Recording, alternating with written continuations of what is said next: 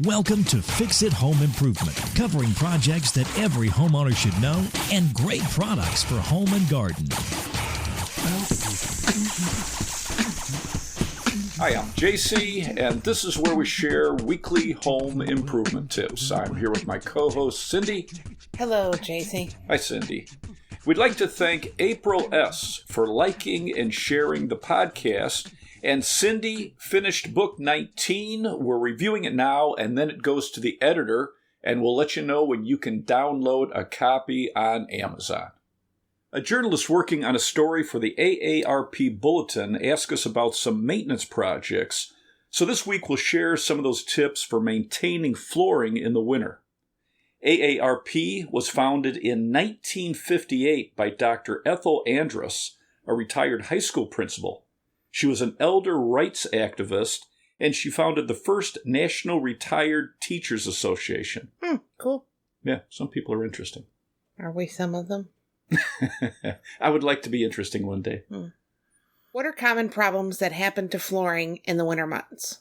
If you live in a climate where you have cold conditions in the winter, the drier air is going to reduce the humidity level in your home. And if your indoor humidity levels are too low, hardwood and laminate flooring can shrink, causing gaps and cracks. And the top layer of engineered wood flooring can cup if it loses too much moisture. Which is wild, huh? What is cupping? Then I'll tell you if it's wild or not. So that's where the edges of the flooring are higher than the center. So you need to control the humidity level in your home. Wood and laminate manuals I've read recommend maintaining humidity levels between 30 to 55% to prevent damage to your flooring. The EPA says the ideal indoor humidity range should be 30 to 50%. Aprilaire, the company that makes humidifiers, they say the indoor humidity level needs to be adjusted in cold climates relative to the outside temperature. Okay. If the outdoor temperature is 50 degrees Fahrenheit or higher, keep your indoor humidity 50 to 55%, although Mayo Clinic and the EPA recommends not over 50% humidity. At 40 degrees Fahrenheit, the recommended indoor humidity level is 45%. At 30 degrees, 40%. At 20 degrees, 35%. At 10 degrees, 30%, and at 0 outside, it shouldn't be over 25%. In the winter, if the indoor humidity is too high, it'll cause condensation on windows, encourage mold and mildew and dust mites, and it can also cause some paint to peel or crack. All right. Do you have to worry about humidity levels in your home if you live in warmer climates? If you're in some southern regions, damp conditions in winter can cause high humidity levels in your home. So you may have to increase ventilation or use a dehumidifier to keep the humidity level around 50%. In cold climates, you should be using a humidifier to keep the indoor humidity around 30% for any type of flooring with wood components, but you don't want to go too high. Okay. So you should have a hygrometer to monitor the humidity levels. Right. Yeah, if you don't have a whole house humidifier that lets you set the humidity level, a hygrometer is going to allow you to monitor the level. Okay. Some top-rated hygrometers come from ThermoPro, it's THERMO, capital PRO, Accurite, ACURITE, and Govee, GOVEE. What are some flooring problems that occur from using ice melt? If you're in an area that gets snow and you use ice melt, the chemicals can damage the finish on hardwood and laminate flooring, and that brine or the moisture with ice melt in it, if that gets between the flooring, it can cause swelling or cupping. Unmelted particles on your boots or shoes can scratch wood or laminate, and some types of ice melt can stain carpet and the grout between floor tiles. The University of Georgia says the carpet just inside your home has the highest concentration of contaminants brought in from the outside. The University of Arizona found bacteria that causes pneumonia and respiratory infections, E. coli, and feces on the surfaces just inside the entry doors on carpet and hard surfaces. So they recommend a good doormat and to keep it clean. My mom would tell us not to walk on the carpet when we came inside the house. Right. She would say she would cut off our feet, which turns out was a good deterrent. Right. Although I was confused when friends, other family members, strangers came into the house, and she didn't threaten to cut off their feet. Yeah, she never said that to me. The University of Georgia says research shows that the first 4 steps you take inside your front door brings in around 85% of the outdoor contaminants that are found inside your home. If you treat your lawn with insecticides and weed killers, those chemicals brought into the home can have a negative health effect on small children and pets. They recommend doormats by all doors coming into your home, including the door from an attached garage. And a recommendation from many carpet and flooring manufacturers in their care and maintenance guidelines is to use doormats to reduce the amount of moisture, dirt, and chemicals from getting on the flooring. An EPA study indicated that when a quality doormat was used and shoes were removed when you enter your home, lead dust and other chemicals in the home were reduced by about 60%. Wow, guess Mom was right. The EPA says if you're in an older community, yard soil can be contaminated when exterior lead-based paint from houses or buildings flake or peel and get into the soil. They say even a few granules of lead dust are enough to harm a child. The Pulitzer Center says after 50 years of research, they found there's no safe level of lead for children. More than 6,000 studies have shown exposure to even low levels of lead are linked to low IQ, learning, memory, and behavioral problems. So if you have small children, using mats and removing your shoes will help reduce the contaminants on your flooring. Right. A CBS News poll found that 2 out of 3 Americans remove their shoes after entering their home, which reduces contaminants and particles that can scratch and damage your flooring over time. Do you remove your shoes when you get home? Yeah, when I was a kid, my parents always made me remove my shoes. I grew up in an apartment, and so we had all of our shoes on the outside mat. So we had an entrance mat, and that's where we kept our shoes on the stairs going up, so people had to kind of work their way around our shoes. Oh, isn't that neighborly? Yes, so yeah, I got brainwashed into remove my shoes, and I still do. How about you? Well, yeah. I was threatened with losing my feet, so yeah. Always. That's right. Pergo Flooring recommends walk-off area rugs or mats inside any exterior door to help protect your laminate, wood, or luxury vinyl flooring from particles that can scratch your flooring. Mohawk Carpet recommends a walk-off system of entrance mats or rugs to prevent soil from getting on your carpets. The EPA recommends a grate-like scraper mat outside an entry door, a highly absorbent doormat just inside the entry door, and a second finishing mat to remove any remaining particles or moisture after wiping your shoes on the absorbent mat. And they also recommend using boot trays, the finishing mat, or another mat to store your shoes when you're inside the front door. Cool. What is considered a scraper mat? A scraper mat usually has a raised textured surface to remove mud, dirt, and debris from your shoes or boots.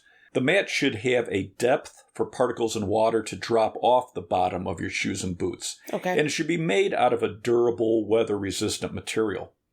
Inside, you should have an absorbent mat that's slip-resistant, but check that the backing is safe for your type of flooring. Some will be marked laminate safe or safe for hardwood. Some manufacturers don't recommend rubber-backed entrance mats on hardwood, engineered wood, and some laminate flooring because it can discolor the flooring or damage the finish over time. Pergo recommends an entrance mat inside your home that has a backing, so sand, gravel, or dirt doesn't sift through the mat and damage your flooring. Okay. What is considered a boot tray? It's a storage mat with a lip all the way around it to hold in moisture. Okay. And they're generally made out of hard plastic. What are some top-rated doormat companies? Matterly, it's Matterly.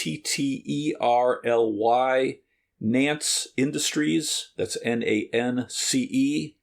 Callaway Mills, Calloway, capital Mills. Soggy Doggy, it's Soggy, capital Doggy. They have doormats designed for dogs. The mat is made out of microfiber to absorb moisture and trap dirt, and they're soft on their paws. That's nice. The rope company has outdoor mats made out of hand-woven rope. Cool. What should you do with a dog that comes inside to protect your flooring during the winter? You should wipe off the pet's paws to remove moisture, dirt, ice melt, and lawn chemicals before they walk on the flooring. It's better for your pet and the flooring. The American Kennel Club says train your dog to wear dog booties in cold climates. It's going to help protect your pet's paws. They say Siberian Huskies wear booties while mushing on trails to protect their paws from ice and snow. So your dog shouldn't feel silly wearing booties because Siberian Huskies do. Exactly. Yeah, tell them the American Kennel Club says it's cool. All right. There are dog or pet wipes labeled safe for pets that can be used to clean off mud, sand, and soil after your pet's been outside. And check between your dog's toes and around their pads on their paws. Ice melt, dirt, and debris can accumulate, which can lead to irritation and end up on your flooring. Have a microfiber towel at the door in cold climates that get snow so you can dry off their paws. Packed snow or ice between the pads or toes can cause irritation, and if they're trying to remove it with their teeth, they can pull out fur and ingest ice melt chemicals, which can be harmful. Right. How do you maintain a hardwood floor in the winter? For solid or engineered wood flooring, sweep or dust daily with a microfiber pad. Microfiber is great at trapping and holding on to dust, pet hair, dander, and other allergens, and they can be washed and reused. Vacuum weekly with a soft brush floor attachment. Don't use a beater brush with the vacuum. Don't steam clean or use jet mops on hardwood flooring.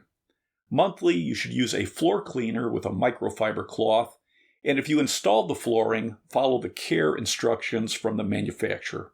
Okay. What are some top-rated hardwood floor cleaners? Bona Hardwood Cleaner Spray, and Bona's B-O-N-A. Murphy Wood Cleaner, that's M-U-R-P-H-Y. And Mrs. Myers Clean Day Multi-Surface Cleaner, and Myers is M-E-Y-E-R-S. Cool. How do you maintain a laminate floor in the winter? For laminate flooring, dust or sweep daily in high traffic areas and in other areas at least once a week. Occasionally damp mop with water only with a well-wrung-out mop. You want to use as little water as possible. Don't use a vacuum with a beater brush. Don't steam clean or use jet mops. Use a microfiber mop or a sponge mop to clean up water or dirt immediately. Okay. What are some top-rated laminate floor cleaners? Bona Hard Surface Cleaner, Zep Hardwood and Laminate Cleaner, and that's Z-E-P. Method Squirt and Mop Hard Floor Cleaner, and this one is plant-based. Method is M-E-T-H-O-D. Cool. How do you maintain a tile floor during the winter? For stone tile, sweep or vacuum weekly. Sweep up any obvious dirt or debris immediately. Damp mop with a pH-neutral tile cleaner for the type of stone you have, or use a mild liquid soap in warm water. Use a soft bristle brush on dirty grout lines. Don't use acid cleaners or abrasive cleaners on stone. With vacuums, use the floor attachment with a brush to prevent scratching the flooring. Don't use the plastic-only attachment or the beater brush. Okay.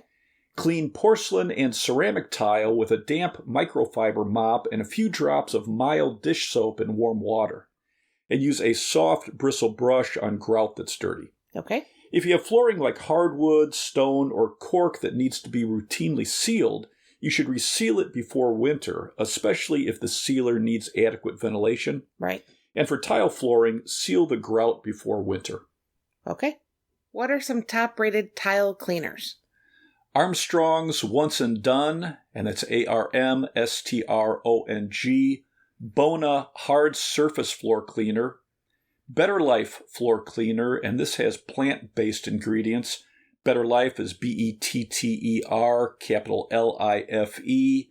Wyman Stone and Tile Cleaner, W-E-I-M-A-N, and Granite Gold Stone and Tile Cleaner, Granite, G-R-A-N-I-T-E. How do you maintain carpets in the winter?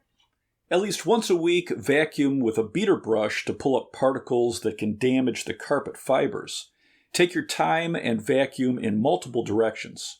Use a hot water extraction carpet cleaner once a year to extend its life. Some ice melt products can stain carpeting, and the slush on shoes and boots can stain carpeting, so avoid walking on carpet with wet shoes. Right. Do you have anything else to add? To prevent scratching, staining, or damaging your flooring in the winter, have a quality entrance mat at every entrance. Add extra area rugs or runners inside in winter to help protect your floors. Remove your shoes. Have a weekly cleaning routine and control the humidity level in your home. Cool. Let's wrap this up. You can subscribe to the podcast on your favorite podcast app. If you enjoyed it, please leave us a review. You can check out our home improvement videos on our YouTube channel, Fix It Home Improvement. And you can subscribe to that as well. You can download our ebooks, Home Improvement Solutions, What Every Homeowner Should Know, books 1 through 18 on Amazon. If you enjoyed it, please leave us a 5-star rating and review. You can email us at fixitpodcast@gmail.com, and you can follow us on Instagram, Fix It Home Improvement. Thank you for listening. Talk to you next week.